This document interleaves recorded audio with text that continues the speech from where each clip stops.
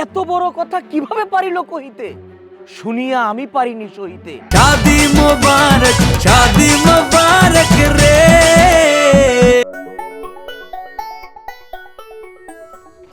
কি রাখাইছে তুই এনে কি করস? ঘটনা কি? আমি একটা কথা কইতে চাইছিলাম ভাবি। একটা কথা কবি তো বাড়িতে এলি তো পারস। বাড়িতেই তো যাইতে চাইছিলাম। তুই আমার জামাইয়ের মরা নিয়ে কথা কবি না তো? একবার কইলাম কইছিলি সতী নারীর প্রতি মরে না। এই রকম উল্টা পাল্টা কথা যদি আবার কস থাবড়ায় আমি তোর চোপার সবগুলাতে ফালাই দিব। আরে দূর ভাবি, এই সব কিছু না। আটা মজা বেচার ধান্দা করবি না। এই দেখো কি কয়, এই আমার হাত থেকে ব্যাগ আছে, হ্যাঁ? ব্যাগ না থাকলে আমি বেসমু কই থেকে? ওই সব কিছু না, আমি অন্য একটা ব্যাপারে আপনার লগে কথা কইতে আইছি। ওই যে আমাকে পশ্চিম পাড়ার ওই যে হাতিম চাচা আছে না, হ্যাঁ তো বিয়ে করতে চায়। আমার কি তুই আমার এসব কথা শুনাইতেছিস কিসের জন্য? আরে হ্যাঁ তো আপনারই বিয়ে করতে চায়, আপনারে পছন্দ করে। কি 80 বছরের একটা বুড়ারে বিয়ে করব আমি? এর প্রতিশোধ আমি নিয়ে আসলাম। আমারে থাপ্পড় মারছেন না, এর শোধ আমি নিমুই। গ্রামে এমন বদনাম ছড়ামু আপনি মুখ দেখাইতে পারবেন না। কি কইলি তুই? কত বড় সাহস তোর! খারা তোর আজকে খবর আছে, আমি তোর কি দিয়ে মারুম খারা। এই সিট খারা আমি এর শেষ দেখে নিমু। কত বড় সাহস তোর! হ্যাঁ ফাজিল কোনে কার ভাবি না কিসে? ভাবি, আমার তো কিছু হয় নাই, আপনারই তো মনে কিছু হইছে। কিছু হয় নাই? কি করছ তুই এনে? কি কবি ক? আরে ভাবি, আপনার চেহারাই তো কইতাছে কিছু হইছে, আবার কইতাছেন কিছু হয় নাই। বেশি বুঝিস না, যা সর আমার সামনে থেকে। ওরে বাবা, মেজাজ দিয়ে সবসময় আপনার টং হয়ে থাকে। এই কি মনে করেন আপনি? হ্যাঁ, খারাপ বললামই? খারাপ না তো কি, টুনির লগে যে কি করছিলি তা বোধহয় আমি জানি না। না সর আমার সামনে থেকে ভাগ। আপনার এইসব আচরণের কারণেই তো গ্রামের মানুষ আপনারে সাপোর্ট করে না। আমার সাপোর্টের দরকার নাই তো, আমি একাই 1000। সর তুই আমার সামনে থেকে, তো সব।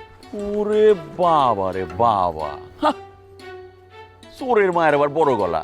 আপনি কি করেন ওকে আমি মিজান জানি না, আমি কিন্তু সব জানি। হ্যাঁ, উল্টা আবার আমার এসে খারাপ কয়। থার্ড ক্লাস মাঠে মহিলা।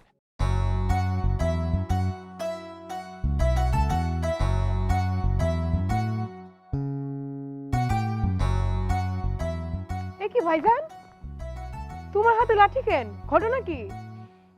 কবি আর কবিতায় নয় বিশ্বাসী, কবি এখন সন্ত্রাসী। মানে? টুটু ভাই আসিতেছে মারিতে, আমি কি পারি তাকে ছাড়িতে? যা হয় হবে কপালে, যদি মামলা হয় চলে যাব নেপালে। এই থামো তো, কি সব কথা কইতেছো? টুটু ভাই তোমারে মারতে বাড়িতে আইবো কেন? কি করছো তার লগে? আমি কিছু করিনি, করেছে তো সে। আমাকে বলে মুনা মিঠুকে ভালোবাসে। মানে? সে তোকে মিঠুর পিছ ছাড়তে বলে। কি?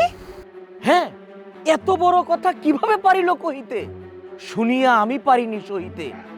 শুনিয়া আমার মাথা হইয়াছে তপ্ত, ষষ্ঠের পরে আসে সপ্ত। ভাইজান খালি খালি এমনি করে ছন্দ মিলানো তো, আসল কথা কি হয়েছে সেটা কও। বললাম তো তোকে মিঠুর পিছ ছাড়তে বলে। ধরছি না কি যে স্যারমু, মিঠু ভাইয়ের আমি এক ক্লাসে পড়ি সেজন্য কথা বলি, নইলে আর তার লগে আমি কথা কইতাম নাকি? কিন্তু তোর দিকে সে রেগে আছে, তুই মিঠুর খাতা ছুঁড়ে মেরেছিলি তাই। ভাইজান তুমি লাঠিটা ফেলাই দাও তো। টুটু ভাই আমাকে বাড়িতে জীবনও আইব না, হে আলগা ফাফড় নিছে বুঝছো? এমনি তো হেগোর বাড়িতে বিশাল ঝামেলা লাগে আছে। ওই ফ্যামিলি আর টিকবো না, ছিন্ন ভিন্ন হয়ে যায়। কুটু চাচা চাইলেও আর তার সন্তানকে এক রাখতে মনে হয় পারবো না। পিটু ভাই যে আমার বউ নিয়ে বাড়িতে ঢুকছে, এরপরে পিটু ভাইও ওই মাইমনা বুড়ে নিয়ে বাড়িতে ঢুকবে। এইটা নিয়ে লাগবো পরে ফাটাফাটি। কুটু চাচা তো জীবনেও তার ছেলের বউ হিসাবে মাইমনা বুড়ে মাইনা নিব না। বলিস কি? ভাইজান এত কিছু তো তোমার জানার দরকার নাই, লাঠিটা ফেলাইয়া ঘরে যাও, যাও দেখি টুটু ভাই আসে নাকি। তুমি হ, ভাসুরের শ্বশুর বাড়ি থেকে মেলা লোকজন আইছে, ঘর খালি নেই। আমার ঘরটা দখল হয়ে গেছে গা। তোমাকে বাড়িতে আমার 3-4টা রাত থাকতে হইব।